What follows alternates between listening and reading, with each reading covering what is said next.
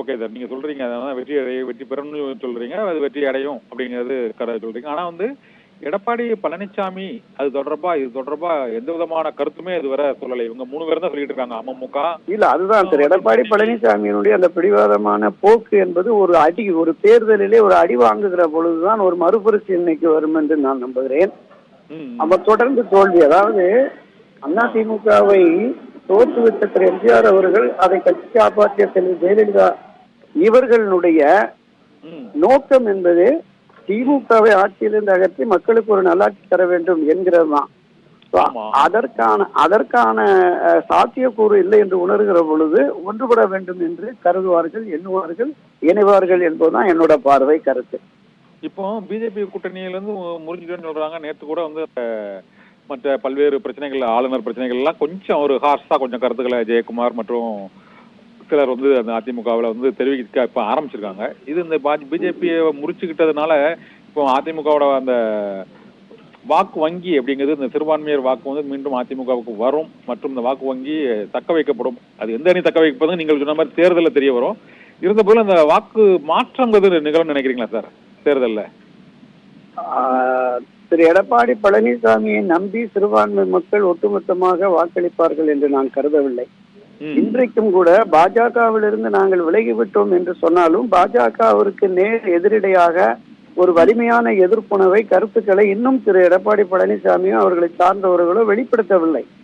எனவே எந்த அளவுக்கு சிறுபான்மை மக்களுக்கு அவர்கள் மீது நம்பிக்கை வரும் என்பது தெரியவில்லை.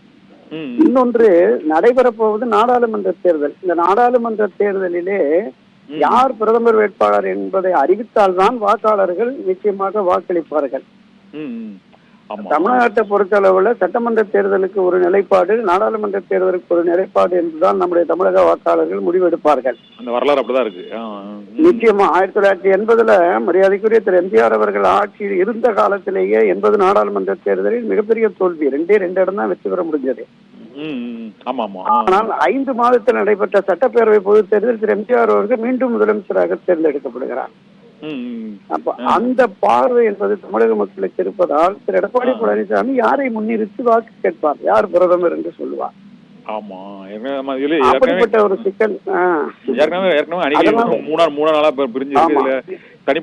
அதனால நான் என்ன சொல்றேன்னா, ஒன்றுபட்ட அதிமுக, பாஜக, தேமுதிக, தமாக, பாமக போன்ற கட்சிகள் எல்லாம் இணைந்தால் ஒரு வலிமையான திமுக கூட்டணியை வீழ்த்துவதற்கு அது எளிதாக இருக்கும். குறைந்தபட்சம் ஒரு 15-20 தொகுதிகளாவது நாடாளுமன்றத்தில் வெற்றி பெறலாம்.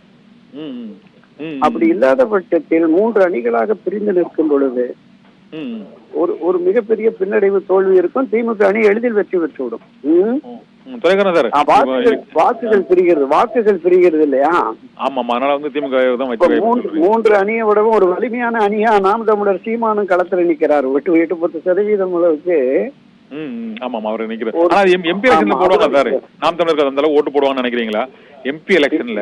இல்ல அவருக்கான ஆதரவாளர்கள் இருக்காங்கல்ல, அவங்க வந்து சீமான் ஆட்சி அதிகாரத்துக்கு வருவாருன்னு போடுறவங்க இல்ல. சீமானுடைய நாம் தமிழர் இயக்கம் வளர வேண்டும் என்ற கருத்தாக்கத்தின் அடிப்படையிலே அவருக்கான வாக்கு வங்கி அது நாடாளுமன்ற தேர்தலானாலும் வரும், சட்டமன்ற தேர்தலானாலும் வரும் என்பதுதான் என்னோட கருத்து. அந்த வாக்கு வங்கி உயராம இருப்பதுக்கு என்னதான் காரணம் நினைக்கிறீங்க? அது இந்த தமிழ் தேசிய அரசியல்ங்கிறது இல்ல அடுத்தது, அதாவது தமிழ் தேசிய உணர்வு என்பது படிப்படியா வருது. இப்ப புதிய இளைஞர்கள் வர்றாங்க. சம்பத் காலத்துல இருந்தே இருக்கு சார். அப்ப அண்ணா காலத்துல, சம்பத் காலத்துல இருந்து இந்த தமிழ் தேசிய அரசியல் தனியா பண்றாங்க. அதுக்கப்புறமா பல்வேறு தலைவர்கள் அதை முன்னெடுக்கிறாங்க.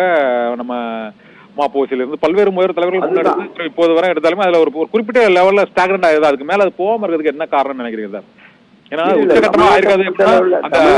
தமிழ்நாட்டை பொறுத்தளவுல நம்ம அனைத்து இந்திய அண்ணா திராவிட முன்னேற்ற கழகம், திராவிட முன்னேற்ற கழகம் இந்த 2 பெரும் அரசியல் கட்சியிலும் மிகப்பெரிய வலிமையான கட்டமைப்போடு தொண்டர்களும் மக்கள் ஆதரவோடு இருப்பதால் மாறி மாறி வெற்றி. இதற்கு ஒரு மாற்றம் வேண்டும் என்று விரும்புவர்கள் படிப்படியாக தான் வர்றாங்க. அப்படி படிப்படியாக வருகிற பொழுது இன்னொரு 5-10 ஆண்டுகள்ல ஒரு மாற்றத்தை அவர்களோ அல்லது அந்த உணர்வுடைய 1-2 அமைப்புகளோ இணைந்து களம் காண்கிற போது ஒரு மாற்றத்தை கொண்டு வருவதற்கு முடியும் என்று அவர்கள் நம்புகிறார்கள். கடைசியா ஒரு கேள்வி சார். இந்த இரட்டை இலை சின்னம் என்பது இபிஎஸ் அணிக்கு இந்த ஈரோடு கிழக்கு தொகுதி இடைத்தேர்தலில் கிடைத்தது. நாடாளுமன்ற தேர்தல் வரும் சட்டமன்ற தேர்தலில் அவர்கள் அணுகி அது கிடைப்பதற்கான வாய்ப்பு இருக்குதா அல்லது முடக்கப்படுவதற்கான வாய்ப்பு எதுவும் இருக்கா சார் தேர்தல் ஆணையம் நீதிமன்ற வழக்குகளால்? இந்த உச்ச நீதிமன்றத்தில் அந்த வழக்கு இருக்கு, உயர் நீதிமன்றத்திலும் வழக்கு இருக்கிறது. இந்த வழக்குகளை காட்டிலும் இந்த தேர்தல் சின்னம் கொடி என்பதை பொறுத்த அளவுல தேர்தல் ஆணையம் தான் இறுதி அதிகாரம் படைத்தது. அது தொடர்பாக திரு OPS அவர்கள் தரப்புல வலிமையான வாதத்தை எடுத்து வைத்திருக்கிறார்கள். இறுதி தீர்ப்பு எப்படி வருகிறது என்பதை பொறுத்துதான் அதுல பாஜகவின் போக்கு என்ன, அவர்களுடைய எண்ணம் செயல்பாடுகள் எப்படி இருக்கிறது என்பதை பொறுத்துதான் இதை நம்ம முடிவு செய்ய முடியும். சார் நன்றி சார், பல்வேறு கருத்துக்களை எங்களோட நன்றி சகோதரா, நன்றி சகோதரா, நன்றி, வணக்கம். நன்றி, வணக்கம்.